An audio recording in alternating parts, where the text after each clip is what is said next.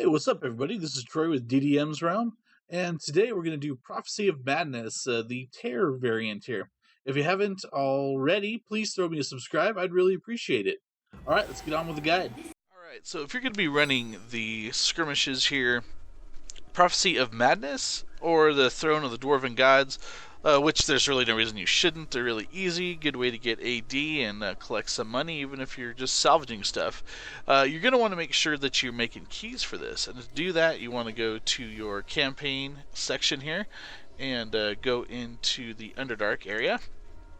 And you want to look right here and create this lesser demonic key. It costs 150 forenses, and you can open up the extra chests in there. You'll get a little bit of reward when you complete, but this key will allow you to grab the chests, as the extra ghostly chest as well as the regular Demigorgon quest. And if you're going to be running that on the master version, go ahead and grab this one instead. It will open up the skirmishes as well, but you really don't want to use up these keys, as you can get 2 keys for 1 with this greater one. So make a bunch of the lesser keys and use these graders just if you're going to be running the master version. Not a moment too soon!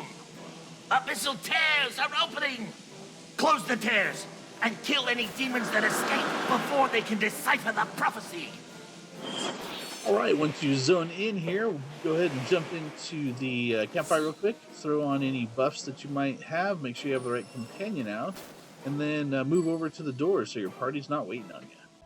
All right, now, once you're in here, we hit phase 1. And the purpose really is just to open as many of these portals as you can and kill everything that comes out of it.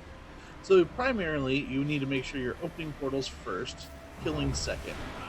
Also, you want to make sure that you try to bring all the mobs together so you can fight them as a group. And then if you're playing a fast character like a great weapon fighter is good, as well as a rogue are pretty good for going out and getting the farthest tears. As a rogue, you can open one tear, then go stealth and open the tear next to it before it opens up. If you have aggro, you can open a tear, but if you're a hit, you're interrupted. So keep that in mind while you're running through here. You see I'm playing my ranger on this particular demo, and as a ranged character, I'm trying to attack multiple groups out at once so they'll pull together. This particular group's not sticking together real well, which makes it difficult to kill quickly and get a better ranking during this rift closure. If somebody's going towards a rift, let them grab it, just move on to the next one. And do what you can to try to hold these mobs together. You can see that everybody seems to be fighting their own one of this, which makes it very difficult to go through them quickly. Yeah, you probably can handle fighting these demons by yourself, but please don't. You're going to mess up the whole group. You're going to make it a lot harder to get a good rank.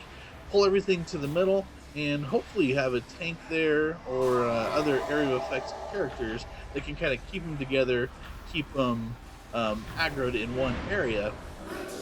Your range, so like a ranger and a wizard work really well. A devoted cleric is pretty good to kind of set up in the middle.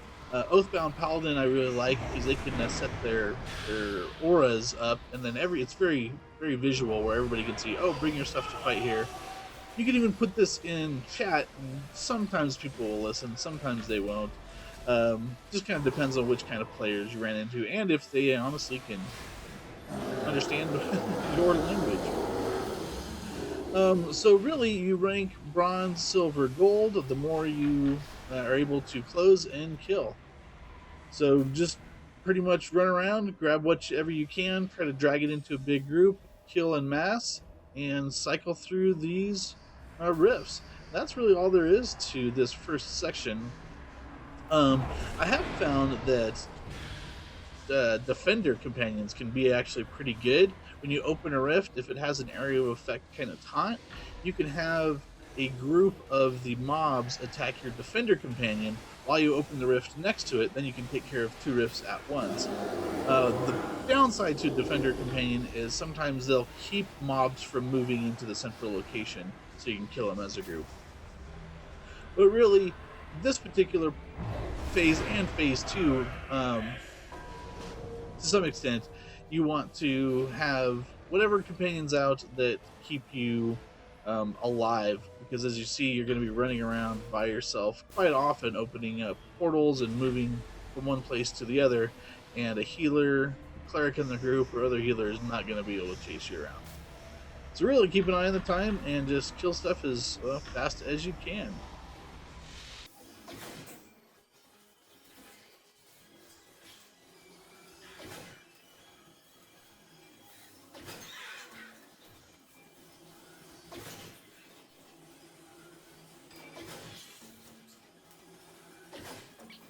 Larger abyssal tears are opening. More powerful demons can emerge from them. Alright, when phase 2 starts, it's very similar to the first one, except for you're going to see blue-purple rifts as well. These are going to have more powerful monsters that come out of them, and you're going to want to open purples first, blues second, leave greens alone, because they're going to spawn a bunch of weak mobs that will not really advance you towards the goal of gold.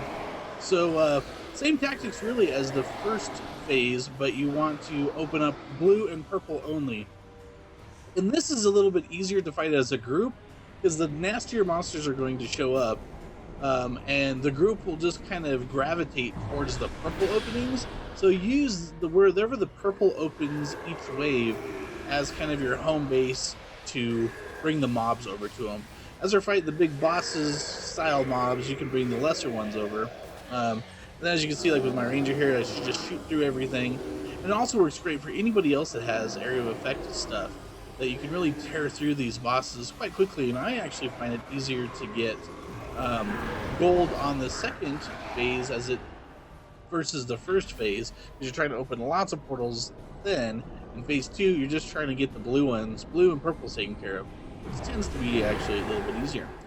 Again, stick with the same tactics and mosh the mobs, and hopefully you can get gold, and we'll move on to phase 3. As you can see, I open up a portal and then I run through the group that's fighting. That way the mobs that come from the portal I open run through where people are fighting, then they can scrape them off with their attacks, and then I can move to a portal on the opposite side. You can kind of zigzag back and forth doing this, and this way you can open the portals and keep all the mobs kind of a centralized place for everybody to kill.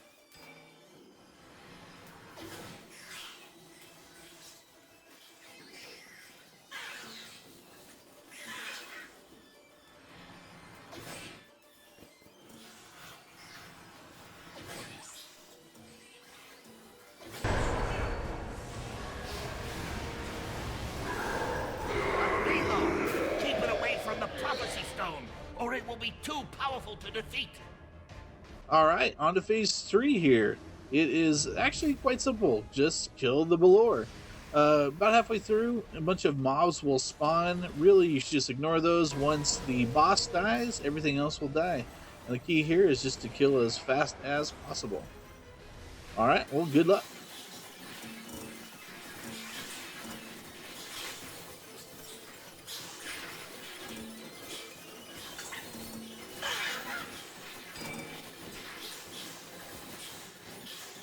If you have tons of lesser demonic keys, feel free to open up the chest whenever you complete this thing.